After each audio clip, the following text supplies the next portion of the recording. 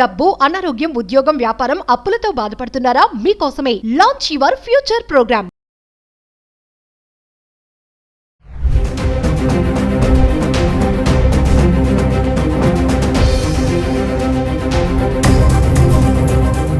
నమస్తే, welcome back to Suman TV. ప్రస్తుతం మనతో పాటు ఉన్నారు ఎనలిస్ట్ మందరి కృష్ణారెడ్డి గారు. సార్తో మాట్లాడదాం. నమస్తే సార్. నమస్తే అమ్మా. సార్, యాంకర్ స్వేచ్ఛ సూసైడ్ ఇప్పుడంతా అదే నడుస్తుంది. అయితే ఆమె సూసైడ్ ఎందుకు చేసుకుంది? చాలా స్ట్రాంగ్గా ఉంటుంది మా మమ్మీ అని చెప్పేసి కూతురు కూడా చెప్తుంది మాటలు. తాత వస్తాడు, నేను తీసుకెళ్ళిపోతాడు అంటే ముందు రోజు చెప్పిందంట, తాతయ్య వచ్చి నేను తీసుకెళ్ళిపోతాడు అమ్మ అని చెప్పి అంత స్ట్రాంగ్గా చెప్పి నన్ను స్ట్రాంగ్ చేసి మా అమ్మ వెళ్ళిపోయింది. ఇంకా వాళ్ళ నాన్నగారు కూడా మాట్లాడుతున్నారు, ఆల్రెడీ మా అమ్మాయి డివోర్సీ, తర్వాత వేరే పర్సన్తో ఫ్రెండ్లీగా ఉంటుంది, ఇవన్నీ చెప్పుకుంటూ వచ్చారు. సో అంటే సూసైడ్ చేసుకోవడానికి కొంచెం కారణాలు అంటే మీరు వార్త వింటున్నారు కాబట్టి, ఫాలో అవుతున్నారు కాబట్టి మీ అనాలిసిస్లో మీరు ఏమనుకుంటున్నారు? చాలా దురదృష్టకరమైన విషయం ఏంటంటే, ఒక మంచి జర్నలిస్టు అలాగే యాంకర్గా సుదీర్ఘకాలంగా పనిచేస్తున్నటువంటి స్వేచ్ఛ గారు సూసైడ్ చేసుకోవడం లేదు. ఎందుకంటే సహజంగా జర్నలిస్టులకి మిగతా వాళ్ళకన్నా కూడా మానసికంగా ఎక్కువ ధైర్యం ఉంటుంది. ఎందుకంటే వాళ్ళ కళ్ళెదురుగా కొన్ని వేల లక్షల సంఘటనలు జరుగుతూ ఉంటాయి. వాటిని వాళ్ళు వార్తలుగా చేసుకుని జీవించాల్సిన పరిస్థితి ఏర్పడుతుంది. ప్రతిరోజు మనం టీవీ చూసినా వార్తలు చూసినా మనకు కనబడేదిలా ఏంటంటే ఆత్మహత్యలు కానీ, హత్యలు కానీ, దోపిడీలు కానీ, మానభంగాలు కానీ, ఇలాంటి వినకూడని వార్తలనే మనం ప్రతిరోజు ఉదయం నుంచి రాత్రి దాకా ఈ రంగంలో ఉండేవాళ్ళు ఎక్కువ వినాల్సి వస్తుంది. వినడమే కాదు, దాన్ని ప్రసారం చేయాల్సిన పరిస్థితి, దాన్ని వాళ్ళే స్వయంగా చెప్పాల్సిన పరిస్థితి ప్రతిరోజు ఉంటుంది సహజంగా. అలాంటప్పుడు అది చెప్పి చెప్పి చెప్పి ఒక రకంగా వాళ్ళలో పూర్తిగా మానసికంగా ఒక శక్తి పెరిగి వాటికి విరుద్ధంగా అంటే అలాంటి వాటికి దూరంగా జీవించగలిగేటువంటి ఒక శక్తి వారికి మానసికంగా వస్తుంది. ఆ రకంగా మిగతా వాళ్ళకన్నా ధైర్యస్తులు జర్నలిస్టులు కానీ లేక టీవీ రంగం లోపల మనకు ఈ రంగంలో పనిచేసేటువంటి వాళ్ళంతా కూడా, మీడియాలో పనిచేసే వాళ్ళంతా మనకున్నటువంటి ఒక నమ్మకం, ధైర్యంగా ఉంటారు, ఎక్కడికి వెళ్ళినా వెళ్ళిపోతారు వాళ్ళు. డెఫినెట్గా ఉంటారు, డెఫినెట్గా. ఎందుకంటే ప్రతిరోజు అవి చూస్తుంటారు కాబట్టి, ప్రతిరోజు వింటుంటారు. వీళ్ళెక్కడ వాళ్ళు ఒక్కొక్కసారి ఆ వార్తల్ని ప్రత్యక్ష ప్రసారం చేయాల్సిన పరిస్థితి ఏర్పడుతుంది. ఇలాంటివన్నీ చూసి చూసి ఇది సహజమైన విషయంలే అనేటువంటి పరిస్థితి కలిగేటువంటి అవకాశాలు ఉంటాయి. కానీ మరి స్వేచ్ఛ ఎందుకు ఈ రకంగా నిర్ణయం తీసుకుందో మనకు తెలియదు.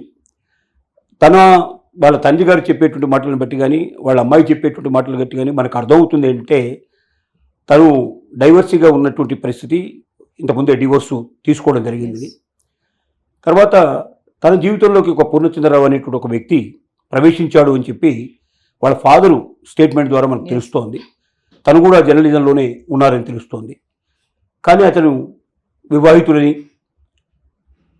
భవిష్యత్తు లోపల తను భార్యకు విడాకులు ఇచ్చి స్వేచ్ఛతో వివాహం చేసుకుంటాననేటువంటి వాగ్దానం చేశాడని, కానీ అది జరగలేదు అని, కాబట్టి తనతో ఆ పూర్ణచంద్రరావుతో ఇక శాశ్వతంగా తెగదింపులు చేసుకుంటానని చెప్పి తండ్రికి చెప్పిందని తండ్రి ఇచ్చినటువంటి స్టేట్మెంట్ ప్రకారం మనకు తెలుస్తోంది.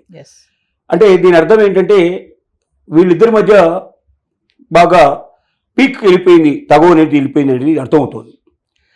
సహజంగా ఒక్కటే, అన్నీ తెలిసి కూడా ఈ ప్రపంచం లోపల తెలిసిన వాళ్ళు ఎందుకు తప్పులు చేస్తారో అర్థం కాదు. ఎందుకంటే ఒక వివాహిత డైవర్స్ అయిపోయింది, డివోర్సీగా ఉన్నది ఇప్పుడు అంటే ప్రస్తుతానికి ఆవిడ జీవితం లోపల ఒక వ్యక్తి లేడు, ఎవరు లేరు. ఒక కొత్త వ్యక్తిని జీవితంలోకి ఆహ్వానించాలనుకున్నప్పుడు అతను కూడా వివాహితుడు కాని వాళ్ళని ఎప్పుడైనా మనం ఎంచుకుంటే మంచిది. ఎందుకంటే ఒక వివాహితుడైన వ్యక్తిని ఎప్పుడైతే సంబంధం పెట్టుకుంటామో వాళ్ళ కుటుంబానికి అది ఇబ్బంది, మరొక స్త్రీకి ద్రోహం చేసినట్టే అవుతుంది. మగవాడు వందలు చెప్తాడు, రకరకాల కారణాలు చెప్తాడు. ఆవిడతో నాకు సరైనటువంటి సుఖం లేదనో, ఆవిడ కుటుంబంలో సరిగా ఉండటం లేదో చెప్తాడు. మరి చెప్పినప్పుడు ముందుగా విడాకులు తీసుకొని వచ్చి ఆ తర్వాత తను ఈ రకమైనటువంటి సంబంధాలు పెంచుకుంటే బాగుంటుంది కదా. అంటే అక్కడ విడాకులు తీసుకోవట్లేదంటే విడాకులు తీసుకునే అవకాశాలు అక్కడ లేవనే మనకు అర్థమవుతుంది. అంటే మనల్ని నమ్మించడానికి ఏదో ఒక రకమైన కట్టుకథలల్లి మన జీవితాల్లో ప్రవేశిస్తారు. ప్రవేశించిన తర్వాత ఏమవుతుందంటే, వాళ్ళు ఇచ్చిన వాగ్దానాల ప్రకారంగా అక్కడ విడాకులు ఇచ్చేసేసి వీళ్ళని పెళ్లి చేసుకోవడం అనేది సాధ్యం కాకపోవచ్చు. కానప్పుడు ఏమవుతుందంటే, కాంప్రమైజ్ కాలేని పరిస్థితుల లోపల రకరకాలుగా ఒక మనకు అప్పుడప్పుడు మనసు స్థిరీకరంగా ఉండకపోవడం వల్ల Yes. ఈ పరిస్థితులు ఏర్పడతాయి. ఏది ఏమైనప్పటికీ ఒక స్వేచ్ఛ అని ఇప్పుడు మనం ఉన్నటువంటి జర్నలిస్ట్ యొక్క జీవితాన్ని మనం తీసుకుంటే వివాహితులైనటువంటి వారి జీవితాల్లో మనం ప్రవేశించకూడదు. ఎప్పుడు కూడా పెళ్ళైన వాళ్ళు కానీ, పెళ్లి కాని వాళ్ళు కానీ, డైవర్స్ తీసుకున్న వాళ్ళు కానీ, తీసుకోలేని వాళ్ళు కానీ, మరొక వివాహిత లేక వివాహితుడైనటువంటి వ్యక్తి యొక్క జీవితంలోకి మనం ప్రవేశిస్తే ఆ కుటుంబాన్ని నాశనం చేసినట్టు అవుతుంది, మరొక స్త్రీకి అన్యాయం చేసినట్టు, లేదా మరొక పురుషుడికి అన్యాయం చేసిన పరిస్థితి ఏర్పడుతుంది. కాబట్టి ఎట్టి పరిస్థితుల్లో అలాంటి నిర్ణయం తీసుకోకూడదు. తెలివైన వాళ్ళు ఎవరు ఆ నిర్ణయం తీసుకోకూడదు. కథలు చెప్పడానికి అనేకం ఉంటాయి, కట్టుకథలు చాలా చెప్తూ ఉంటారు, కానీ ఈ కథలకి ఎప్పుడు కూడా విలువ ఇవ్వకుండా జీవితం లోపల అందరూ బాగుండాలి, అందులో మనం ఉండాలనే కోరిక ఉండాలి తప్ప కొందరు చెడిపోయినా నేను బాగుపడాలనే కోరిక ఎప్పుడైతే ఉంటుందో అది మన జీవితానికి ఏదో ఒక రోజున దిగులు పడి పరిస్థితి ఏర్పడుతుంది. Yes. స్వేచ్ఛ జీవితంలో కూడా మనకు అనిపిస్తున్నటువంటిది వాళ్ళ తండ్రి గారు వాళ్ళ అమ్మాయి ఇచ్చినటువంటి స్టేట్మెంట్ని బట్టి మనకు అర్థమవుతోంది. ఈ స్టేట్మెంట్ని బట్టి తను ఎంచుకోకూడనటువంటి మార్గంలో ఎంచుకోవడం వల్లనే, ఒక వివాహితుడిని తన జీవితంలోకి ఆహ్వానించడం వల్లనే అతనితో తెగదెంపులు చేసుకోవాలన్నట్టు పరిస్థితుల్లో మానసికంగా సంసిద్ధత కాలేక, జీవించలేక తను మరణాన్ని కొని తెచ్చుకున్నట్టుగా కనబడుతోంది. స్వేచ్ఛ యొక్క జీవితం మనందరికీ గుణపాఠం కావాలి. ముఖ్యంగా జర్నలిజం రంగంలో ఉండేటువంటి వాళ్ళు మరింతగా ఆలోచించాల్సిన అవసరం ఉంది. 10 మందికి మనం హితో చెప్పేటప్పుడు మనమే చెప్పించుకునే పరిస్థితులకు మనం రాకూడదనేటువంటి ఒక మంచి సందేశాన్ని ఇప్పుడు ఇస్తోంది.